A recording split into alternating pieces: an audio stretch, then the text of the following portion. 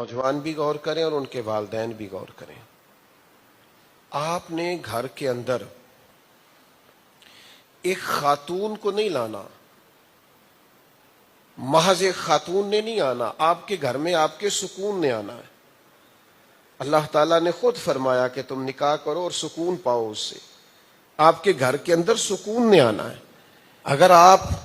خاتون خانہ ٹھیک نہیں لے کے آ رہے تو اس کا مطلب ہے کہ آپ کے گھر میں سکون اور اطمینان حاصل نہیں ہوگا۔ دیکھیے یہ مسلم شریف میں حدیث ہے، نبی پاک صلی اللہ علیہ وسلم نے فرمایا دنیا ساری کی ساری متاع ہے،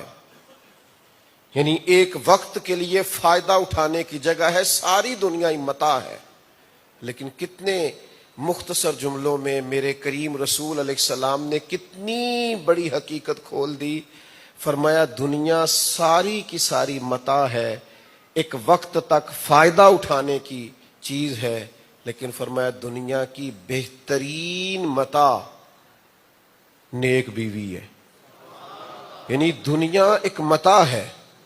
ہر چیز تم فائدہ اٹھا سکتے ہو، لیکن بہترین متاع نیک بیوی ہے۔ اگر تمہارے گھر کے اندر بیوی نیک آ گئی تو تم اپنی زندگی کے بہت سارے معاملات کے اندر تسلی کے لیے، سکون کے لیے، اطمینان کے لیے اپنے گھر کے اندر ایک صالح خاتون کو لے آئے ہو۔ میں تاریخ اور سیرت کے صرف 2 حوالے، زیادہ لمبی بات نہیں، صرف 2 حوالے سیرت کے، تاریخ کے، نبی کریم علیہ السلام کی حیات مبارکہ کے 2 حوالے، اور میرا خیال ہے کہ وہ جو خواتین اپنے حقوق ڈھونڈتی پھرتی ہیں نا، اور وہ جو نعرے حقوق کے لگاتی پھرتی ہیں، اور وہ جو معاذ اللہ ثم معاذ اللہ روشن خیال نہیں روغن خیال ہیں، ان کو میں دعوت فکر دیتا ہوں کہ حقوق کا اتنا بڑا چارٹر تمہیں کہیں نہیں ملے گا۔ اور میرے نبی پاک علیہ الصلوۃ والسلام نے اگر خاتون خانہ کے ساتھ محبت کر کے دکھائی ہے، اس طرح کا رنگ تمہیں دنیا کائنات میں تلاش کرنے سے نہیں ملے گا۔ رسول پاک علیہ السلام کا انداز تو دیکھیے، پہلی وحی آئی اقرأ بسم ربک الذی خلق، تو قرآن مجید کا جلال،